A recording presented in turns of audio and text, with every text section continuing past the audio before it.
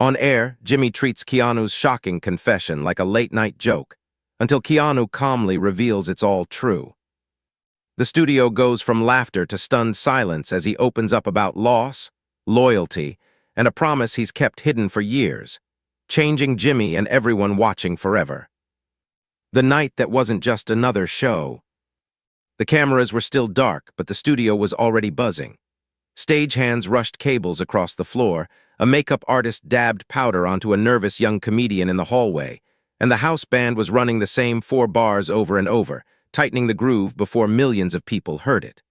From the outside, it looked like every other taping of a late-night show. Bright lights, nervous laughter, the familiar hum of something almost, but not quite live. Inside Jimmy's dressing room, though, it felt different. He stared at himself in the mirror, trying to smile the way America expected, and for the first time in a long time, the grin looked like it belonged to someone else. He rubbed his eyes, thinking about the text he'd gotten from his wife an hour earlier, a picture of their daughter asleep on the couch, clutching a stuffed giraffe, waiting for Daddy to come on TV. That kind of love was supposed to make him feel lucky. Tonight it made him feel like a magician who'd run out of new tricks. Ratings, meetings, online comments, a whisper that maybe he'd lost his edge, those thoughts piled up behind his smile. He told jokes for a living, but lately, when the laughter died down, the quiet inside his chest scared him more than any bad punchline ever could. There was a knock on the door. Before Jimmy could answer, the door cracked open and his producer, Lisa, slid in with her tablet hugged against her chest. "Keanu's here," she said, a little out of breath. "He's earlier than usual, and he asked for something kind of weird." Her voice dropped as if the walls were suddenly listening. "He wants us to leave one empty seat in the front row. No comps, no seat fillers, just empty." Jimmy blinked, the performer in him waking up. "That's it," he joked. "I was expecting he'd ask for a motorcycle on stage or a live tiger or something, an empty seat I can do." He tried to brush it off, but the request landed in his mind like a stone sinking into water. This wasn't a rock star move or a diva demand. It sounded more like a ritual or a promise. "Did he say why?" Jimmy added, softer. Lisa shook her head. "Just that it's important. And Jimmy," she hesitated, uncomfortable in a way he wasn't used to seeing. "He also asked if we could give him 5 unscripted minutes. No cue cards, no pre-interview questions, just him, direct to camera." She met his eyes. "I told him we'd try, but that's your call. Standards and the network will freak if he goes rogue." For a second, the comedian in Jimmy wanted to crack another joke, to say something about Keanu hijacking the show like an action movie. Instead, something in his chest tightened. 5 unscripted minutes with one of the most private actors in Hollywood. It sounded like viral gold, the kind of moment every host dreams of, if it didn't crash and burn. Or worse, if it turned into something heavy he wasn't ready to handle in front of millions of people. Serious was not his lane. Serious was where you could actually hurt people if you messed it up. "All right," Jimmy said, forcing a shrug that felt lighter than he was. "We'll give him his empty seat, and I'll feel it out. If it's going well, I'll get out of the way and let him talk." He tried to sound casual, but Lisa heard the tremor underneath. She squeezed his shoulder the way a coach might do before sending a player onto the field. "It might be something good," she said. "You know, one of those nights people actually remember." Then she was gone, leaving Jimmy alone with his reflection and the echo of that word, remember. Down the hallway, past framed photos of comedians frozen mid-laugh, Keanu stood just off the stage, watching the crew work. He wore a simple black jacket, dark jeans, and the kind of expression that made even the loudest person feel like whispering. In his right hand, he held a worn, folded envelope. The creases were so deep you could tell it had been opened and closed hundreds of times. He traced one edge with his thumb, then slid it back into the inner pocket of his jacket, right over his heart. The same place it had rested for a decade. A young intern, barely more than a teenager, almost ran into him as she hurried past with a stack of cards. "I'm so sorry, Mr. Reeves," she blurted, cheeks flaming. I did see you, obviously, but..." She stopped herself, mortified. Keanu's mouth softened into a small, patient smile. "Hey, it's all right," he said gently. "If nobody bumped into me today, I'd think I was invisible." The girl laughed, the tension draining from her shoulders. He picked up one of the cards she'd dropped, glanced at the cue card jokes printed in block letters, and handed it back. "You nervous?" he asked. She nodded. "It's my first week. I keep thinking if I mess up, everyone at home will see it. Well, he said, tilting his head, my first big movie had a scene where I couldn't remember my lines. They cut around it. No one ever knew except me. His eyes darkened for just a second, as if that memory still stung. Then he added, you know what I learned? The mistakes you survive become the stories that help someone else survive theirs. The intern blinked, taken off guard by the seriousness of the answer. Before she could reply, a stage manager called his name and waved him toward the green room. As Keanu walked away, the girl watched him, sensing that his calm had edges she couldn't see. He carried himself like a man who had been through real storms and chosen, again and again, not to brag about surviving them. When the door closed behind him, she turned back toward the studio, passing the front row where one seat had been deliberately left empty. No jacket draped over it, no reserved sign. Just a lonely space in the middle of all that expectation, waiting for someone who, according to the guest's request, might not even arrive. Inside the green room, Keanu sat down alone. The TV on the wall showed old clips of Jimmy playing games with celebrities, lip-sync battles, crowd roaring. It was noise he'd seen 1,000 times, but tonight it felt far away, like a different planet. He rested his elbows on his knees and let out a slow breath. 10 years. 10 years since the subway station. 10 years since the promise. He hadn't planned to carry it this long, but life and grief and studios and contracts had a way of making brave decisions feel impossible. Yet the envelope in his jacket and the empty seat waiting out there refused to let him pretend any longer. For a moment he closed his eyes and saw her face again, the fear in her eyes under the harsh fluorescent light, the way her son clung to her coat, the metallic smell of blood and the echo of a stranger's scream. He remembered the way his own heart had pounded, not in a choreographed stunt, but in real terror. He'd stepped in that night because doing nothing felt worse than getting hurt. And afterward, when the sirens faded and the reporters left, there had been one simple sentence, spoken through trembling lips, that bound him to a promise he had not kept. One day, she had said, tell people what you did so they know there are still good men in this world. A knock on the green room door pulled him back. Jimmy poked his head in, already in his tailored suit, tie slightly crooked in a way that made him look both professional and boyish. Keanu, hey man, he said, stepping inside with that familiar high energy. You ready to pretend we're not terrified in front of millions of people? It was a joke, but there was a sliver of honesty under it. Keanu stood and hugged him, brief but warm. You're the brave one, he said quietly. I get to leave after the interview. You have to come back tomorrow. Jimmy laughed, grabbing a bottled water from the table.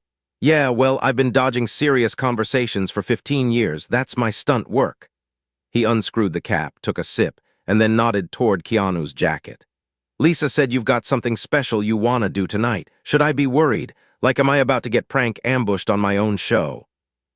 Keanu studied him for a beat, the smile fading just a fraction. No prank, he answered.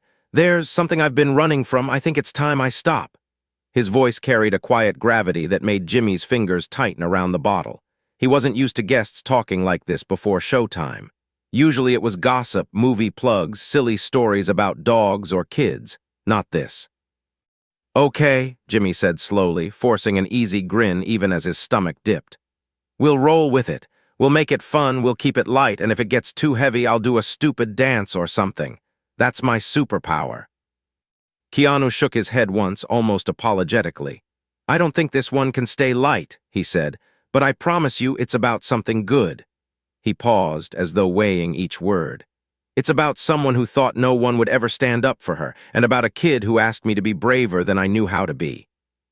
From the hallway, the band launched into the opening theme, drums and horns exploding through the speakers, and the audience roared as Jimmy's name was announced. A stagehand swung the green room door wider. We're live in 30 seconds, she called. Jimmy shot Keanu a quick look, torn between the safety of his usual script and the unpredictable thing waiting just beyond it. As they walked toward the stage together, Jimmy leaned close, his voice low enough that only Keanu could hear. Just tell me one thing, he whispered. When you start talking, is everyone going to think it's a joke? Keanu's eyes flicked toward the glowing red O&R Air sign ahead, then back to Jimmy. At first, he said softly, but they won't be laughing for long. The applause swelled. Jimmy stepped through the curtain into the blinding light, his practiced smile snapping into place, while Keanu waited in the shadows, one hand over the envelope in his jacket, and his eyes drifting toward that single empty seat in the front row, wondering if, after all these years, the person it belonged to would finally appear. Laughter on the edge of something else. The band hit the last note of the theme as Jimmy slid behind his desk, the applause washing over him like a wave he'd surfed 1,000 times. The cue cards waited just out of frame, the jokes he'd marked with little circles and underlines, automatic weapons in his nightly war against silence. He leaned into the camera, smiled that familiar smile, and launched into the monologue, his voice bright and quick, even as a thread of unease tugged at him from somewhere underneath the jokes. He riffed on the news, on social media, on something ridiculous a politician had said. The audience laughed in all the right places, clapped on cue, even gave him a small standing cheer after a bit where he acted out two world leaders arguing like toddlers. The timing was perfect. The band hit its stings exactly when he needed them. On paper, it was a flawless show already. Yet as the crowd roared, Jimmy caught himself glancing past the cameras, toward the wings, to where he knew Keanu was waiting. Every time he looked, he saw a sliver of black jacket, the outline of a still, quiet figure, and he remembered the envelope over that man's heart and the empty seat in the front row. Just before the first commercial break, a roaming camera swept across the crowd for a quick hype shot. For half a second, the empty seat flashed on screen, one lone gap in a sea of faces, before the director cut away. Nobody at home thought twice about it. Inside the control room, Lisa stared at the monitor and felt a shiver climb her spine. Empty chairs on live TV carried a strange kind of weight, especially when you knew they had been requested. She made a note on her tablet, then glanced at the clock as the band played them into the break. They were running tight. Keanu's interview would start in less than 5 minutes. The first guest was a pop singer with a chart-topping summer hit and a wild story about getting stuck on a roller coaster. Jimmy laughed, mugged for the camera, reenacted the ride with his chair tilted dangerously back. It was silly and physical, and the audience ate it up. But beneath the fun, a different current buzzed through him. This was what he knew how to do, distract people from what scared them. Tonight, for the first time, he wondered if maybe distraction could sometimes be a kind of cowardice. He pushed the thought away as they cut to another commercial. The show couldn't feel heavy. Not yet. When they finally rolled the intro for Keanu, the entire room shifted. The band launched into a driving rock groove, and the crowd jumped to its feet, cheering louder than they had all night. Keanu walked out with a shy half-smile, bowing his head a little as if to stay small while the sound swelled around him. He hugged Jimmy, clapped him on the back, and took his seat across from the desk. For a few seconds, they just grinned at each other. Two men who had seen each other mostly in quick, polished slices of life, now sharing something quieter below the surface. "You know," Jimmy said once the applause calmed, "every time you come here, people tell me you're the nicest guy in Hollywood, and then you show up and you're even nicer, and it really ruins my reputation." Laughter rolled across the studio. Keanu shook his head, embarrassed. "That's not true," he replied. "You've got like the friendliest job on earth. You're basically America's bartender without the drinks." More laughter. For a moment, it felt like any other late-night chat, light, funny, comfortable. Then Keanu glanced toward the front row, to the one gap Jimmy hadn't noticed yet. "Before we talk about the movie," he said gently, "I actually asked for something tonight, that empty chair down there, and I asked if we could do 5 minutes at the end with no jokes, no script, just truth." The audience tittered, unsure if this was bit setup. Jimmy's heartbeat kicked hard against his ribs. He could feel every camera in the room pointing at him, waiting to see if he'd play along or pull back. "Yeah," Jimmy said, forcing his lips into an easy grin even as his throat felt dry. "He wants to take my job, apparently. Just talk straight to America." A ripple of laughter. He leaned closer to Keanu, his voice dropping just enough to sound more real. "You really want to do this? Live?" Keanu held his gaze, calm but unmistakably determined. "Only if you let me," he answered. "And only if you understand it's a story I should have told a long time ago." He folded his hands, the studio lights catching the faint tremor in his fingers. "If we still have time at the end, I'd like to keep a promise I've been breaking for 10 years. The crowd went quiet in a way Jimmy didn't often hear. He nodded slowly, more host than comedian now. "All right," he said. "We'll make time." The band, sensing the mood shift, eased into a softer groove as they cut to another commercial, and Jimmy looked out over the audience for the first time all night, really looked, and finally saw that one silent, waiting seat staring right back at him. The train that wouldn't leave his memory. The laughter faded to a low murmur as they came back from break, the camera drifting in on Jimmy and Keanu already mid-conversation. On the surface, they were still doing the usual dance. A clip from the new action movie, a story about motorcycle training, a self-deprecating joke about how many times Keanu had fallen during a stunt. The audience laughed, clapped, whistled. But beneath the polished rhythm, both men knew those weren't the moments the night would be remembered for. When the applause after the movie clip died down, Jimmy swiveled his chair slightly, angling his body toward Keanu in a way that signaled a turn. The cue cards in the wings had more questions written on them, fun questions, safe questions, but he didn't look at them. Instead, he glanced at the clock hanging just above the camera. They had exactly 7 minutes before the hard out. 7 minutes to decide whether this would be another forgettable chat or something that left a mark. "So," Jimmy said, resting his elbows on the desk, his voice softer, "you asked for 5 unscripted minutes. We've got a little time now. You wanna use them." The audience rustled, adjusting, the energy tightening like a drawn bow. People at home shifted on their couches, picking up their phones, suddenly paying closer attention without even knowing why. Keanu nodded once slowly. "If you're okay with that," he replied. He turned not just to Jimmy but to the camera, to the people behind the lens. His posture changed. The charming guest who knew how to tell a cute talk show story faded. In his place sat a man who had carried something heavy for a very long time. "I want to tell you about a night on a different kind of stage," he began, his words measured, his eyes distant. "No cameras, no lights, just a subway car in New York 10 years ago, a little after midnight." A few people in the crowd chuckled, expecting another funny city anecdote. The show's graphics team, waiting for a cue that never came, hovered over the button that would pop up a playful story time caption, then thought better of it.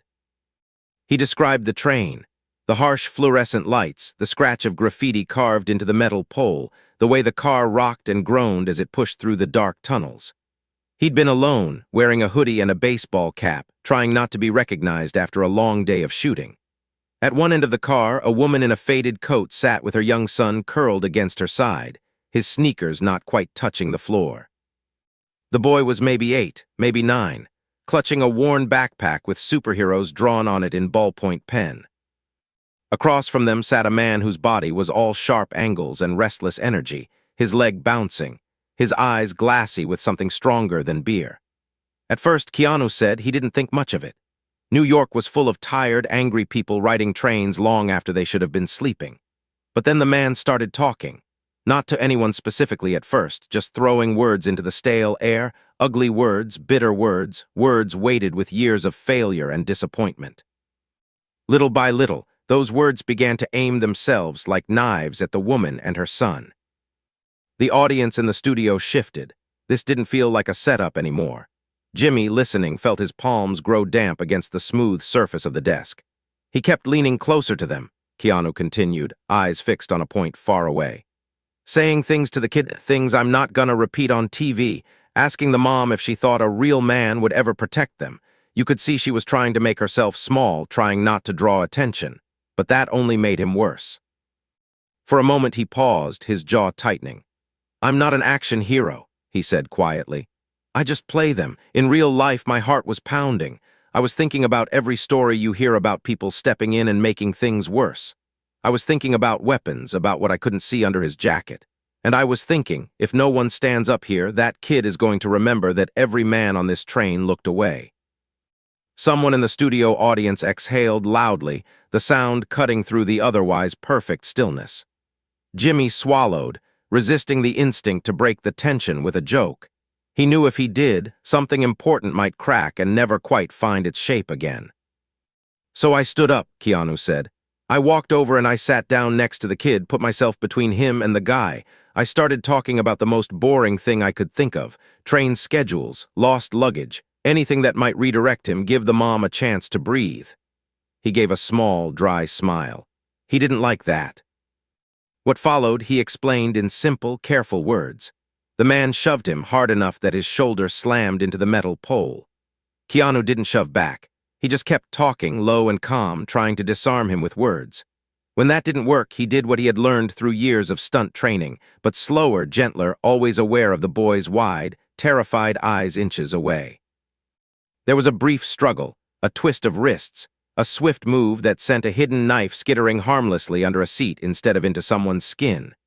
Passengers scrambled to the other side of the car. Someone hit the emergency intercom. By the time the train screeched to a halt and transit police boarded, the man was on the floor, cursing but no longer in control. "I told the officers I didn't want to press charges," Keanu said. "He needed help more than he needed a cell. I just wanted the mom and her kid to be safe." His voice tightened at the word mom, then smoothed again. "When it was all over, she came up to me on the platform. She was shaking. He was shaking. She thanked me in about 5 different ways, none of them big enough for what she'd just been through." He looked down at his hands. "I told her I was glad they were okay. That was it." I was about to walk away. He lifted his gaze to the crowd, suddenly present again. "And then the kid grabbed my sleeve," he said, his eyes shining with a mix of pain and something like pride. "He looked up at me and he said, 'Mister, nobody ever believes my mom when she says men can be good. Will you tell people what you did so she can prove it?'" A ripple went through the audience, a sound that was not quite a sigh and not quite a gasp. Jimmy felt his throat close.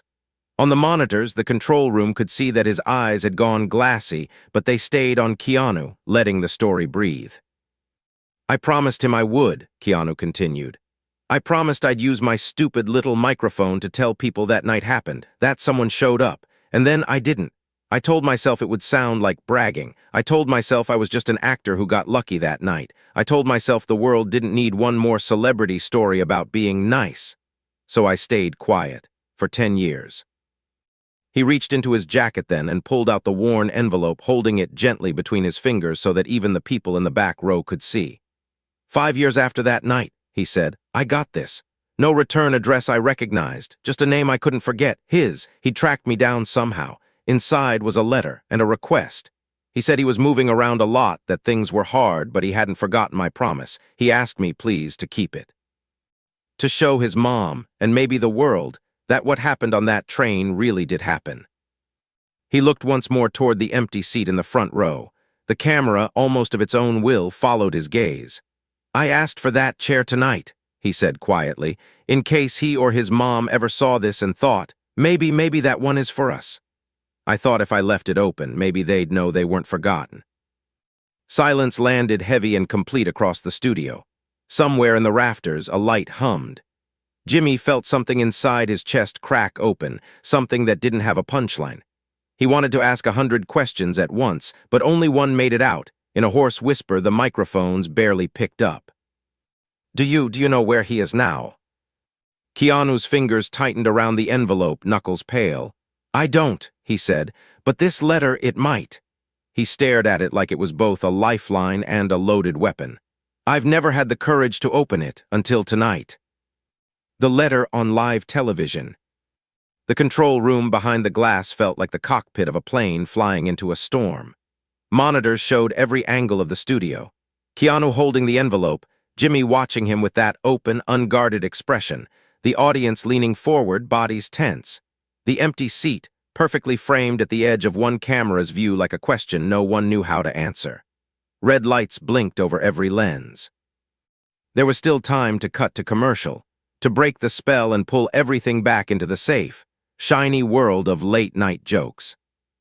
Lisa hovered over the talkback button, the one that would let her voice slip into Jimmy's ear through a tiny receiver. Standards and Practices was already in her headset, a frantic voice whispering about liability, unvetted stories, potential defamation. You have to get him off this, the voice hissed.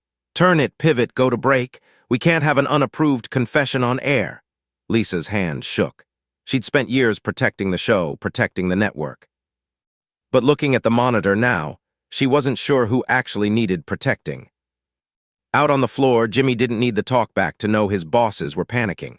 He could almost feel their anxiety buzzing through the lights. But he could also feel something else, a rare kind of stillness, the kind that happens when people put their phones down without realizing it, when the jokes stop and the truth edges forward, unsure if it's welcome. He glanced briefly toward the camera where he knew Lisa was watching, then made a decision that surprised even him. He leaned in closer to Keanu, lowering his voice so it felt almost like they were alone. "You've been carrying that thing around for 5 years and you never opened it?" he asked. "Why?" Keanu turned the envelope over in his hands, thumb brushing the creases worn deep into the paper. "Because I was afraid of what it would say," he admitted. "Afraid it would be a goodbye. Afraid it would be him telling me I waited too long, that the moment had passed, that my silence hurt more than the story could ever help." He let out a breath that trembled at the edges. Sometimes, not knowing feels safer than knowing you failed someone who believed in you. A murmur moved through the audience, people recognizing a fear that had nothing to do with fame and everything to do with being human. How many apologies had they left unsent? How many promises had they quietly hoped the other person would forget? Backstage, the young intern from earlier stood frozen just inside the curtain, a stack of fresh cue cards forgotten in her hands. The story about the subway, the boy, the fearful mother, it landed in her memory with a jolt. Years ago, before she'd landed the internship, she'd volunteered twice a month at a small shelter on the edge of the city. There had been a woman there with a little boy and a story about a man on a train who'd stepped between them and danger. "No one ever believes me," the woman had said, half laughing, half ashamed. "They think I made it up because he was famous." The intern's heart hammered. She pulled out her phone and scrolled frantically through old messages until she found a contact labeled simply "Shelter Maria." Her fingers flew as she typed. "Are you watching Fallon right now?" She hit send and prayed the number was still active. On stage, Jimmy could sense the seconds slipping away, but he didn't rush. "Okay," he said gently, "but if you don't open it tonight, when will you? Another 5 years, another 10, he smiled sadly. "You're not the only one who puts things off because they're heavy. I've been dodging serious talks my whole career, but maybe this is why you came. Maybe this is why we're here specifically on this night with that empty chair." He nodded toward the front row, toward the absence that had become its own kind of presence. Keanu looked out at the sea of faces. Some people were already wiping away tears. Others sat motionless, afraid that even shifting in their seats would break whatever fragile moment had formed between them and the man on stage. "If I open this," he said quietly, "I can't unread it. I can't go back to pretending I don't know." He paused, then added with a faint, almost self-mocking smile, "That's kind of the theme of my life, isn't it? Blue pill, red pill." The audience chuckled through their tears, grateful for the tiny bit of levity, but the smile faded from his face just as quickly as it had appeared. Jimmy spread his hands, as if placing the choice physically in front of his guest. "You don't owe us anything," he said. "You don't owe the cameras anything, but you do owe yourself and that kid some peace. And you're not alone. You've got all of us here with you, and a couple million strangers on their couches who honestly could probably use a reminder that promises still matter."